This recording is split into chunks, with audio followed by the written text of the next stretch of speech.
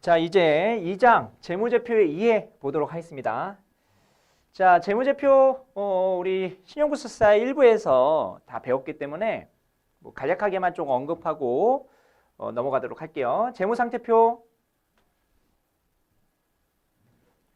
재무상태표의 구성. 일정 시점이죠. 재무상태표는 일정 시점에서의 기업의 재무상태 정보를 제공하기 위해서 작성일 현재 모든 자산, 부채, 자본을 적절히 표시한 재무보고서이다.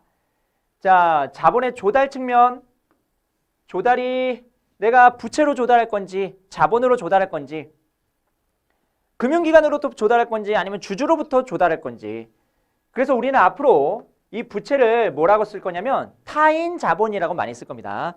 부채, 타인 자본 똑같은 말로 생각하시면 돼요.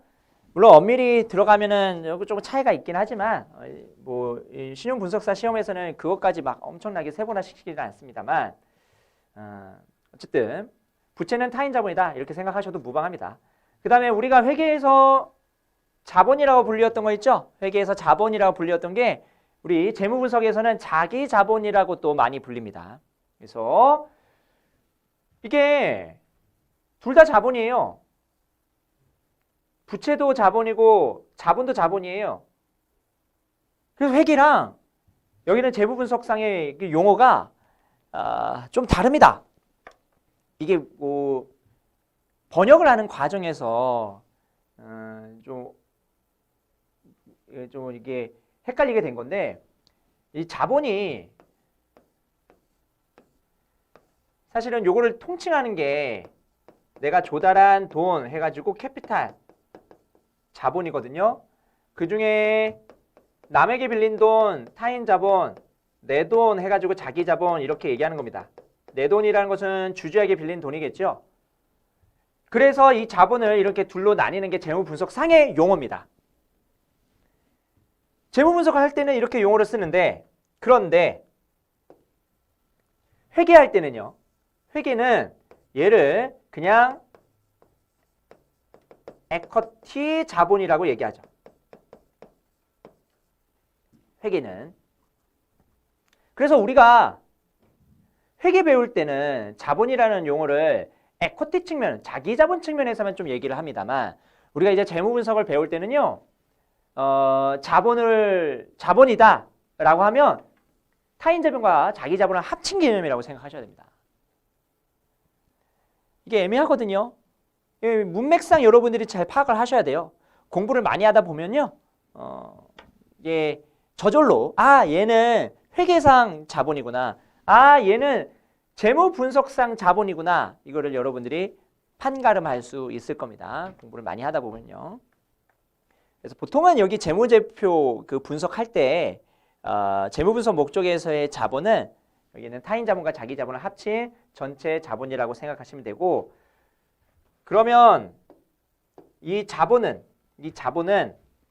사실 여기는 자산의 총액과 같네요. 그래서 자본이라는 말은 조달하는 측면, 이 대변 측면에서 좀 얘기를 하는 것이고 자산은 차변 측면, 운용하는 이 기업의 돈을 가지고 뭘 살지, 공장 뭐 사지, 기계장치 뭐 사지 이런 운용 측면에서 볼 때는 이 차변 쪽에서 얘기를 하죠. 금액의 크기는 똑같죠.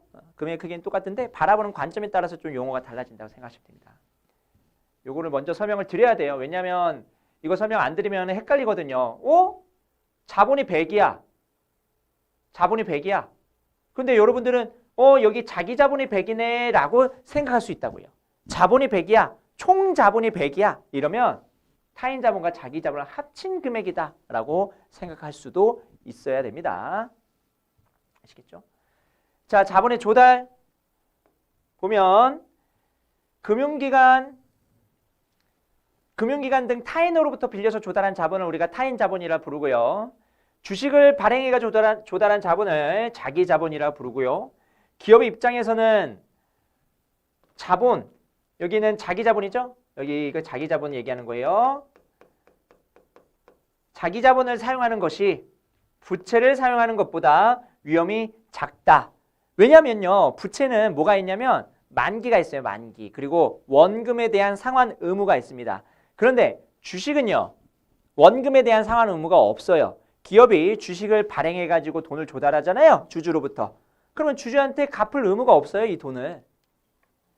기업 입장에서는 굉장히 안정적인 겁니다. 사실 주식으로 발행했을 때. 부채보다 주식으로 발행한 게 좀 더 안정적이에요. 갚을 의무가 없거든요. 주주들한테. 배당?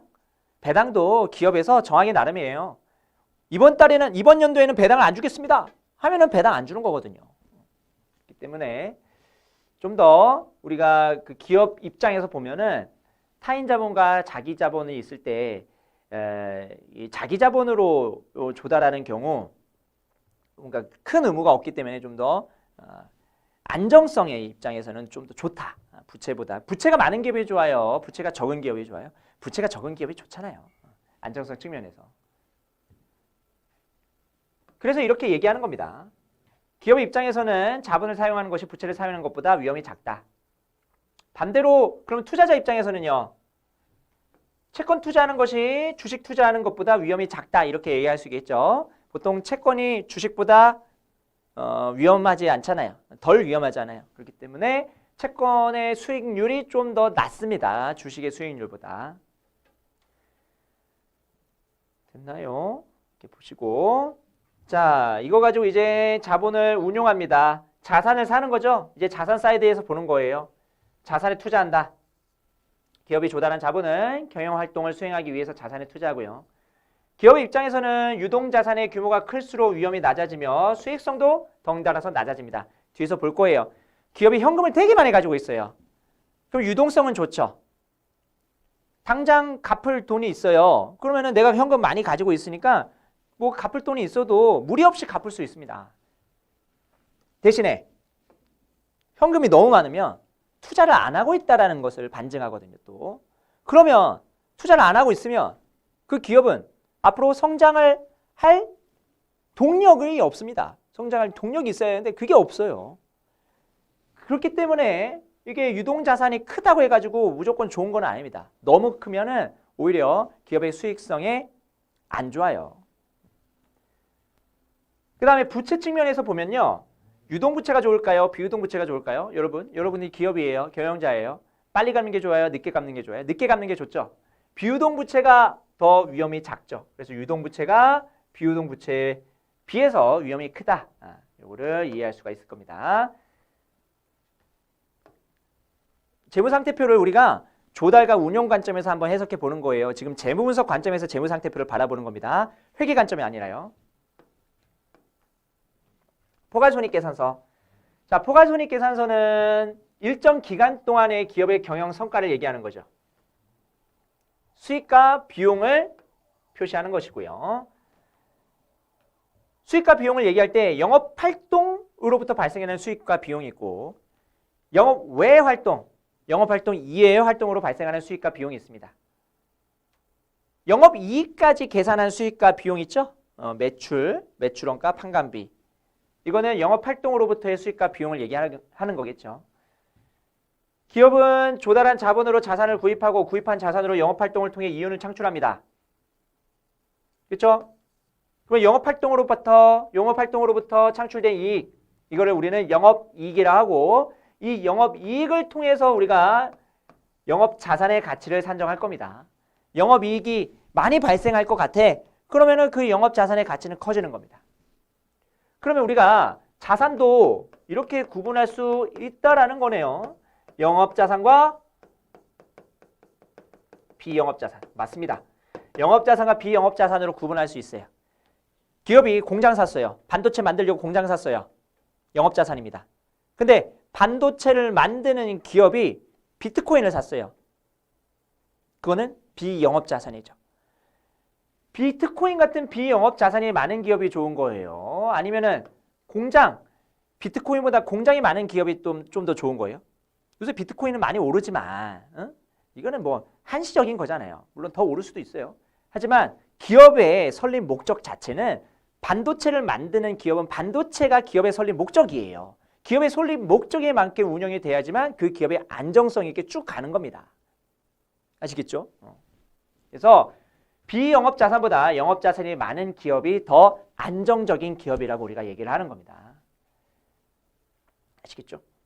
그리고 이 영업자산으로부터 발생되는 이익이 바로 영업이익이고요. 비영업자산으로 발생되는 이익, 이거를 비영업이익이라고 우리가 부를 겁니다. 영업 외 활동으로부터 발생되는 수익과 비용이죠. 자, 여기를 볼게요. 자, 영업 외 활동으로부터 발생한 수익과 비용 보시면 수익과 비용은 별도로 분리해서 표시하고요. 영업의 비용 중에 뭐가 있냐? 이자 비용. 대표적인 비용이죠. 이자 비용. 영업 외 비용 중에서 가장 대표적인 비용이 이자 비용이고, 그 다음에 예를 들어서 뭐 비트코인 투자했는데 거기서 수익이 발생했어. 그럼 이것도 다 영업 외 수익이고요. 그 다음에 어떤 기업에다가 투자해가지고 배당금을 받았어. 혹은 채권에 투자해가지고 이자를 받았어. 이것도 다 비영업과 관련된 수익이고요. 그 다음에 또 이런 것도 있을 수 있죠. 공장을 샀어. 공장을 사서 그 다음에 공장을 막 운영하고 있다가 이 공장을 시장에다 팔아버렸어요. 그러면 장부가치, 그 공장에 장부가치가 있고 그 공장에 매각 가치가 있겠죠. 100짜리를 120에 팔았어요. 그럼 20만큼 유형자산 처분 이익이 발생합니다. 회계에서 다 배웠죠. 그 유형자산 처분 이익도 여기 영업 외 활동으로 분류를 하죠.